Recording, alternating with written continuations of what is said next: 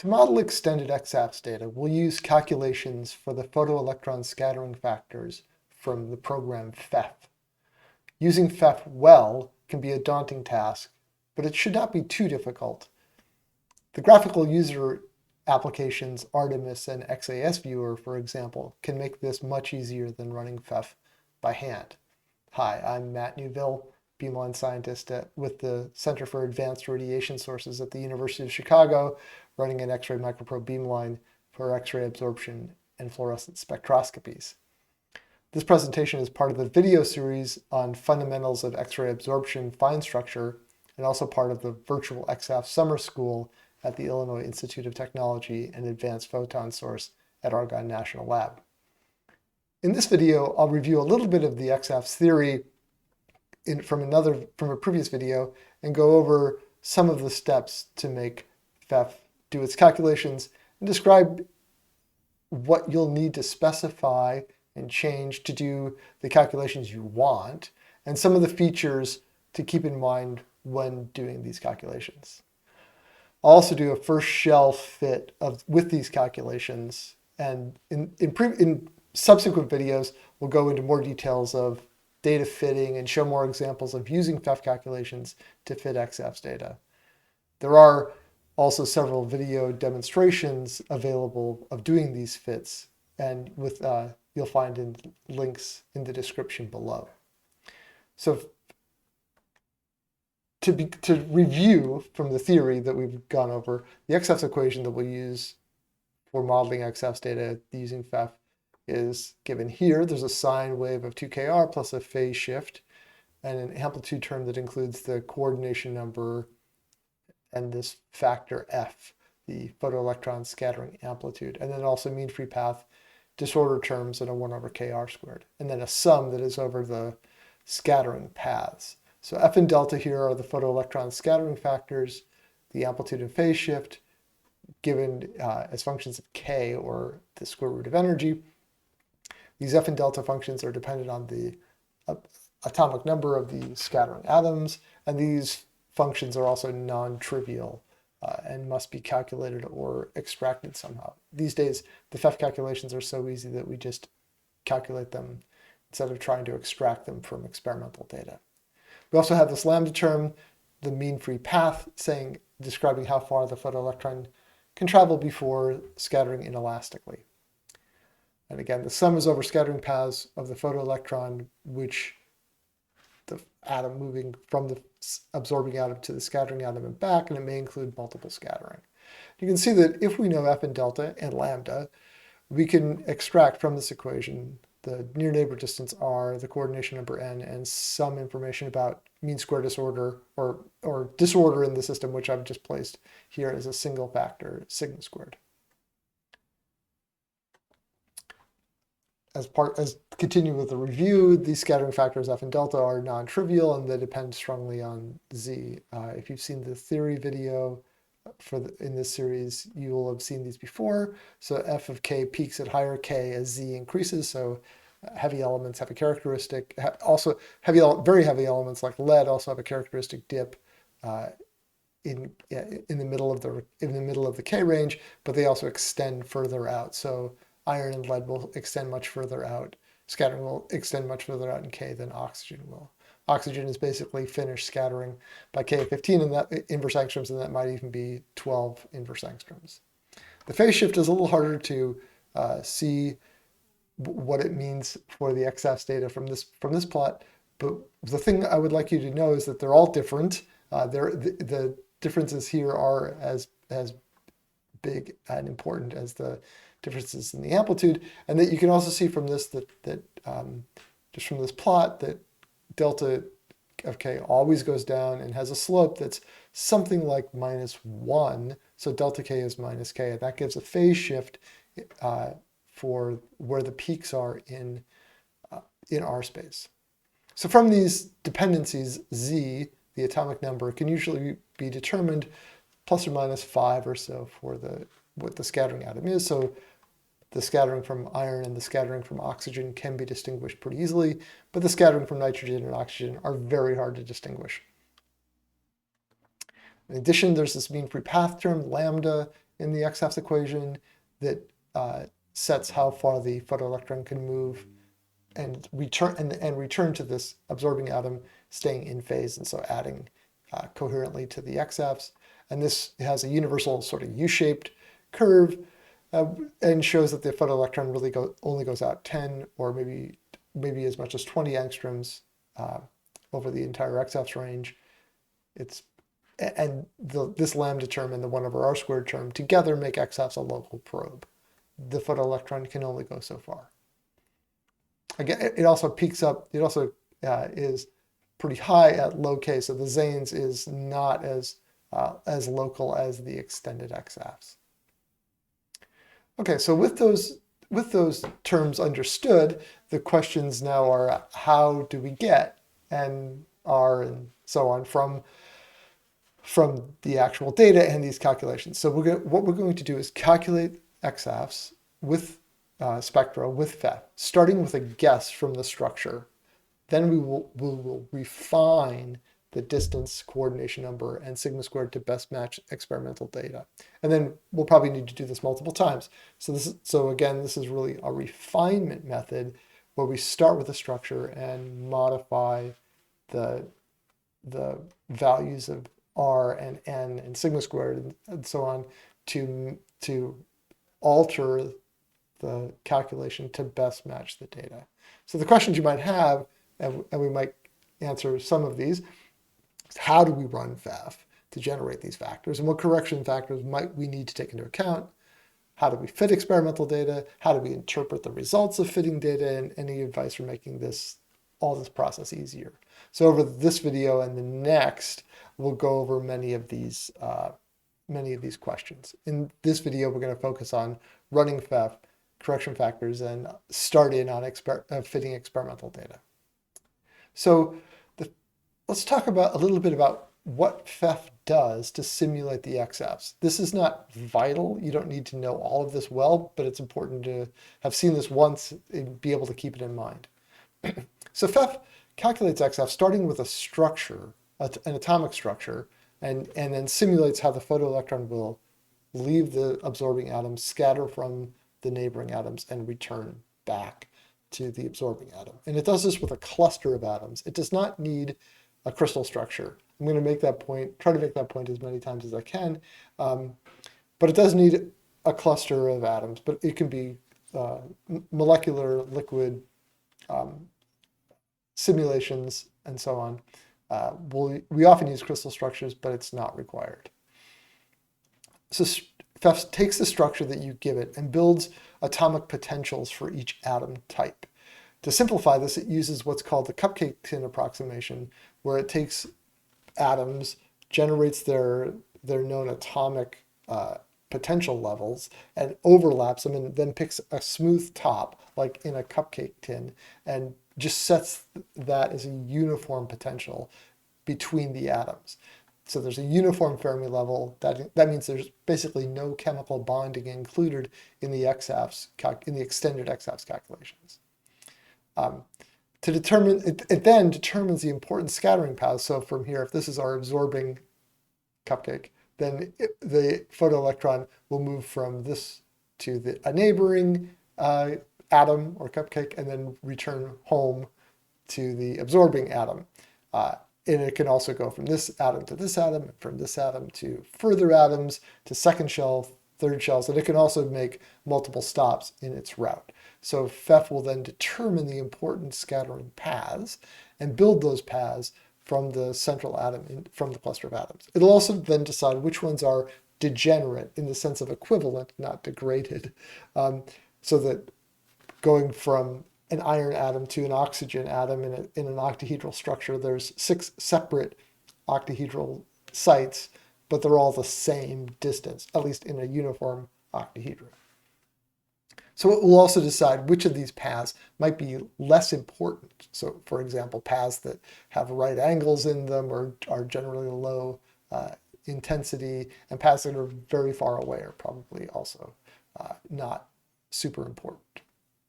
So it'll determine all of those, and then it will propagate or move the photoelectron along that path, propagate to that neighboring atom, scatter, propagate to the next atom and scatter until it gets back to the starting atom. So Feff does all these calculations.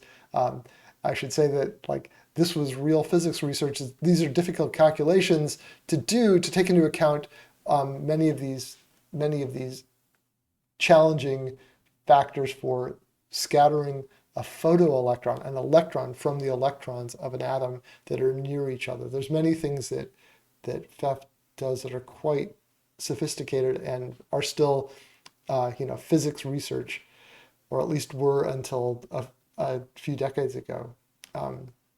So it includes curved wave effects. That is, the photoelectron goes out as a spherical wave, as we talked about in the theory lecture, and scatters from atoms that have finite size. So there is some extent of the atom size that it's scattering from, and that needs to be taken into account. So there's partial wave expansions and so on that you don't need to worry at all about, but the people who do the simulations wrote the simulation code did need to worry about. There's also this muffin tin approximation, which makes the problem tractable and actually fairly quick, but is an approximation and needs to be considered. It's mostly a problem or an approximation that's most impactful at very low k and in the Zanes region. So some Zanes calculations will do away with the muffin tin approximation, but for extended XAFS, it's generally suitable. Also has to be able to do the multiple scattering calculations, and it can do this now. And in fact, when we use Feff for these simulations, multiple scattering and single scattering paths look the same in the XAFS equation for our needs. It needs to take into account loss terms, so the mean free path that I've described, the intrinsic losses are S0 squared that I'll describe in a second. And then it also needs to do things like include polarization effects, which you might have in your samples as synchrotron sources are highly polarized. And if you're working with ordered and non-centrosymmetric samples, can be important and also can be included in the calculations. So if you're doing those, you'll need to include that. It's not a big effect for polarized normal XAFS to include. It's just a knob or a setting that you include. So usually you don't have to worry too much about these things. I just wanted to point out that what Feff is doing for you in the background and why it's still sort of hard to. And there aren't lots of choices in calculation tools to do that. So multiple scattering, I alluded to it earlier. This is super important, and the single scattering is always important. That's generally what you would start with. The triangular paths are going from scattering to 2 atoms before it returns back to the absorbing atom. These generally are weaker, but there's lots of them, so they might need to be taken into account. And then for multiple scattering, especially linear or multiple scattering paths that have an atom, 3 atoms that are almost in a line, say at an angle, here, if you call that angle 180 degrees, if that angle is greater than 150 or so degrees, so if you have even a slight bend, that scattering can be pretty important. It can also be used to measure the bond angle in advanced analysis work. But for the purposes here, if you're looking at second shells in highly ordered structures, or you're looking at second neighbors in certain molecule types, then these multiple scattering paths can be incredibly important. And you may need to include them in the model. It's easy to do, it's just that they have to be included. Also want to just remind you of this S0 squared term. This term accounts or describes the other electrons in the absorbing atom. So if it's iron, there's 26 electrons, and one of them was absorbed. So this is what happens to the other 25 when that core hole is created. So those overlap of the ground state 25 electrons that aren't in 1s for iron, and the 25 in the excited atom that have relaxed a little bit due to the core hole. That overlap is not 1, it's usually slightly less than 1. So S0 squared is typically not very energy dependent. There's evidence that there's a little bit of energy dependence, but we typically take this as a constant. Something between 0.7 and 0.1 is usually the case. And it may be used as a fitting parameter that multiplies our chi. the most important thing to realize about this is that it's completely correlated with n in the XAFS equation, with the coordination number. So usually it's best to measure S0 squared using data at the same beamline and same edge, and that will actually go to energy resolution of the measurement more than this effect. So you measure S0 squared using a structure or spectral from a known structure where you assert that you know n, and then use that value for the unknown data. That's the typical approach, and it needs to be taken into account. And if you leave the S0 squared to 1, you might get coordination numbers that are systematically small, as much as by 25% even. So it can be a big effect.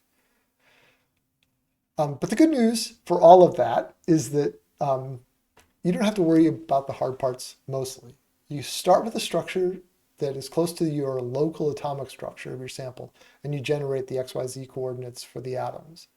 Often, a crystal structure is close. And it does not have to be perfect, it just has to be close, and you can even take something that's close but not that close and modify it so it's closer to what you think the structure is.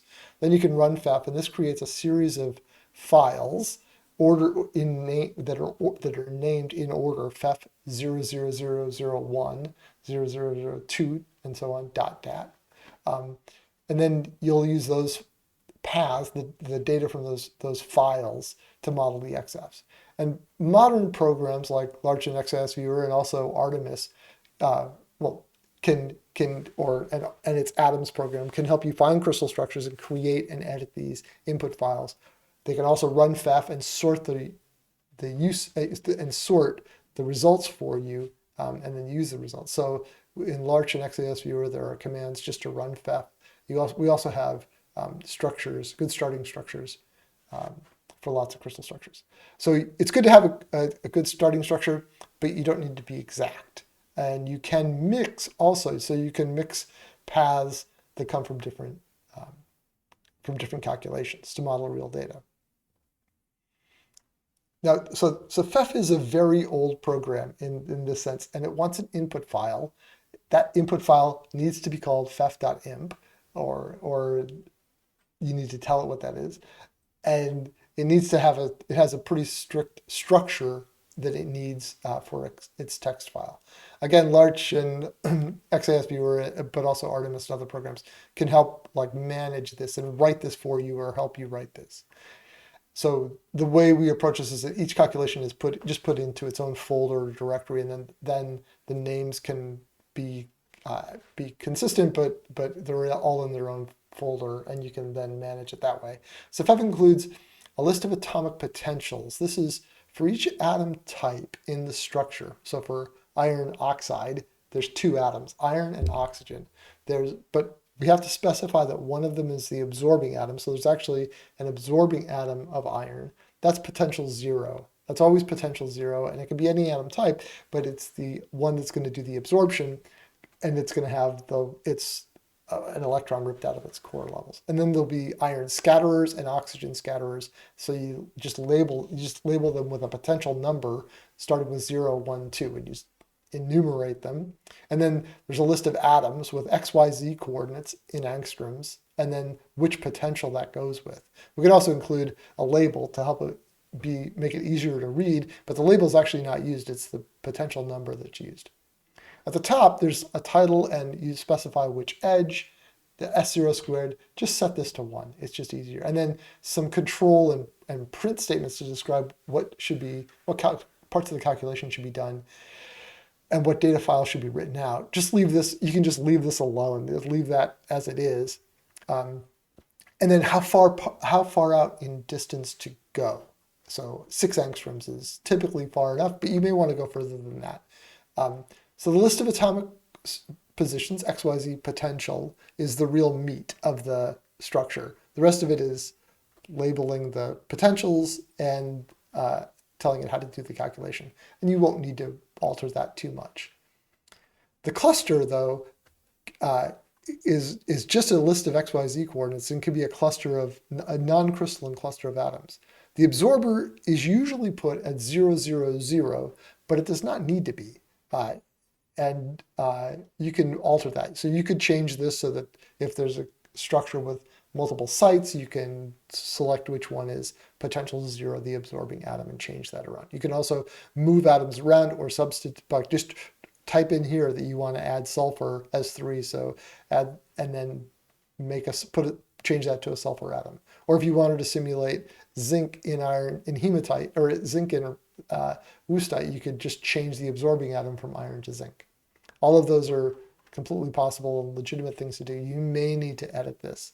You may also then want to take a simulation from DFT or molecular dynamics simulations and put those in as the cluster of atoms. When doing that, the only hint I would say is that you're probably better off removing the hydrogen atoms. They don't really add to the scattering significantly at all, and they can often make the calculations of the potentials in the muffin tins a little complicated. For Feff version 8, it's not vital, but it's helpful to do that. And again, you can edit or change the atoms around, and you may want to do that. The input parameters, I described some of these, so I'm just going to go through these as a list of what the edge parameters are, or the path parameters, or the control cards you need to use for running the Feff calculations. So there's an edge, which edge absorbs, so K, L3, L2, and so on. The list of atomic potentials, 0 is the absorbing atom, and then every atom type for scatterers needs its own unique potential number. Then there's a list of atomic XYZ and potentials. There's control cards and print cards. Our path tells how far out to go. A polarization would be the polarization vector of the incident X-ray beam relative to that coordinate system you have. So you can specify a polarization direction, and that will alter the calculation. For K edges, basically it's cosine squared. For L edges, it's more complicated. And then you can also say which exchange energy to use. Actually, this is sort of advanced practice, but sometimes the default is not perfect, and you may want to play with that. But you can leave it at the default until you've done this 10 times and then want to play with why your fits may not be as good as you think they should be. I would say just use the defaults for almost all calculations at this point.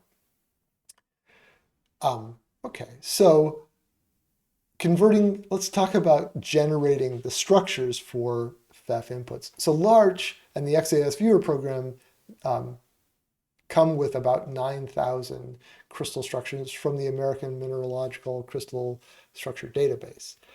That includes many of the typical metal oxides and metal or mineral structures, and all of these are in CIF format, or crystallographic information format, that describe the crystal structure with space groups and fractional coordinates. And all of these can be converted into Feff info files as starting points that if they're not good enough to actually run, you can use those as a starting point and then edit from there. They all handle fractional site occupancy by making a weighted substitution. This is definitely an approximation. If there is fractional site occupancy, it's not clear how to map that to an actual local structure, but it does it randomly, and so use that with caution, or maybe proofread it if there is fractional occupancy in your structure. It can also, the Larch and the XAS Viewer program can also read in some CIF files from other sources, say the crystallography.net or the Open Crystallographic Database. Use this with caution. This is still a work in progress, and CIF files are actually quite complicated and easy to make assumptions about what's in them and what's not. And so we can read some CIF files and may not be able to read all. If you run into problems, let us know and we'll try to make that better. This is a convenient way to generate Feff input, but it's not necessary. So Feff does not need to be a crystal structure. We just have 9,000 crystal structures that we know can be converted into Feff input files that will work pretty well. But you can also get atomic clusters from the protein data bank if you're using macromolecules, or molecular dynamics simulations, or DFT calculations, and so on. Okay, so what should you worry about when doing Feff? Again, we're going to be doing these Feff calculations and then refining the distances, refining the structure that we started with in that cluster of atoms to modify the bond lengths and the coordination numbers until it best matches our experimental data. So here are some rules of thumb or things to keep in mind. Refining distances by more than about 1/10 of an angstrom usually means the calculation ought to be redone, or you might need to rethink the starting structure. That's a pretty big change, and you may want to redo a calculation if you find that you're refining distances for atoms by more than 1/10 of an angstrom. In the FITs, we'll refine, so the Feff calculations selects a Fermi level where the muffin tin top is. And we've selected E0 probably from the maximum of the first derivative for the data, and those may not agree. So we'll need to refine the energy origin in the analysis, in the FITs. That's okay. But if you're refining the energy origin and it moves by more than about 10 volts, and maybe 8 volts is starting to be a warning and 20 volts is definitely a red flag, but around 10 volts, you may need to check that, because that's the point at which it could be that you're flipping the sign and like doing a phase shift, or you have the wrong scattering atom type. That's a pretty big energy shift, and the shift should be 10 volts or lower, and maybe 10 volts is okay, but if you're regularly getting 10 volt shifts, you may want to check that. The Feff calculations and the input files actually support setting S0 squared and sigma squared within the Feff calculation, and just don't do this. It's just easier it'll mess you up, and it's easier to not do that. But you do want to set S0 squared and adjust sigma squared values when you're, for a particular data set. You want to set S0 squared based on the experimental station or beamline that you're running, actually maybe even beam run that you're doing, because the energy resolution and other factors affecting the measurement can also go into S0 squared. So you should base that on an experimental standard. It's good to take data on a standard and see if you can fit that and get an S0 squared that's around 0.8 or 0.9 based on the coordination number that you think it ought to have. If you're not getting that, maybe there's a problem with your assumptions about your standard, or something else going on with the data collection methods or the experimental data that you want to check out before you go on to an unknown spectrum. Okay, so when using our XAFS equation with Feff and Larch or Artemis, we have again this XAFS equation that's the sum of paths, and for each of these paths we may want to alter, like in this XAFS equation, S0 squared times n. Those are together, they're completely correlated again, so Larch just has a parameter called SO2, and that's both n and SO2. In the demonstrations for this, I'll show you how to separate those out. It's not hard. It's easy to keep in mind. There's also an E0 parameter, which actually doesn't show up in the XAFS equation, but it's where K is 0. So the shift of energy, and you'll need to use that as well. Delta R is the change in distance from the starting Feff distance. So Feff has R effective. That's the starting distance from the path that it calculated from its cluster of atoms, and we may need to adjust R, delta R. So we'll also typically report the actual distance. And then sigma squared would typically start as a value of 0, and then that's the mean square displacement. And again, if you want to model more complex disorders, that's possible. Just for the sake of discussion here, those are the principal parameters that may be refined for each path. So let's do a simple. Let me show a simple one. This isn't quite a demonstration. It's just the display of the results. So FEO, Woostite, has an octahedral structure. So to model that, we do iron K-edge simulation of XAFS for FEO. So we'll calculate the Feff.dat files that contain the F and delta for iron oxygen, and based on the iron FEO Woostite crystal structure. So then we'll refine R and sigma squared and E0 so that our model of the XAFS data matches the data. And here's the result for that first shell fit.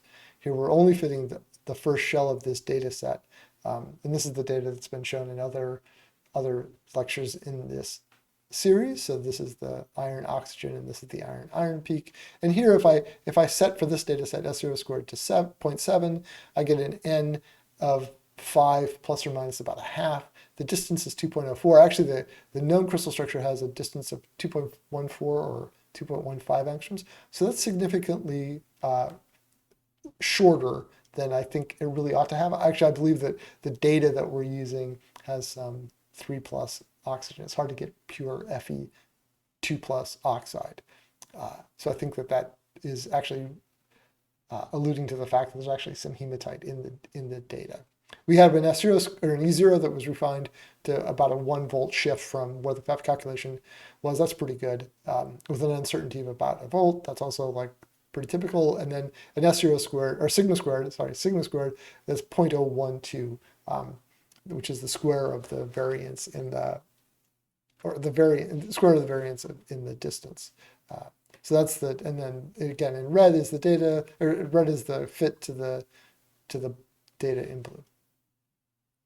If we look at that fit in K-space, if we just look at the initial fit, this is the best fit shown in red. That's the same fit. I've just shown it in chi of K with the blue data. And yes, this is actually the best fit to this data. It's just that we ignored all of the high frequency components. Everything above R of 2 angstroms was just ignored. So there's clearly other components in the spectrum besides just the FEO.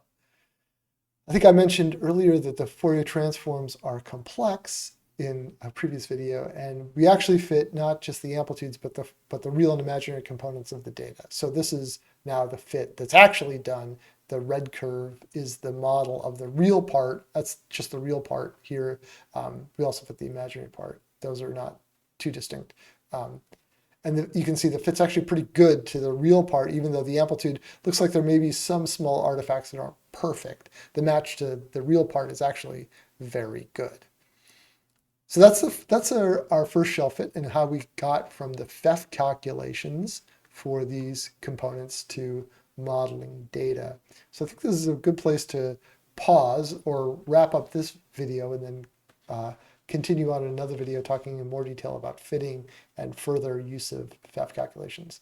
So to use Feff for the scattering factors for extended XAFS, it does not need to be too hard. We can start with a crystal structure that's close to the structure of your unknown spectra or unknown sample, and then make sure, so the things I would say are to make sure that you have the absorbing atom and the edge right, and then pay attention to the degeneracy or coordination number for each path. In the demonstrations for this, we go over that pretty closely. I would say don't be afraid to alter the atoms in the feff.input file, especially replacing atom types with other types, moving some atoms around, or importing structures from simulations.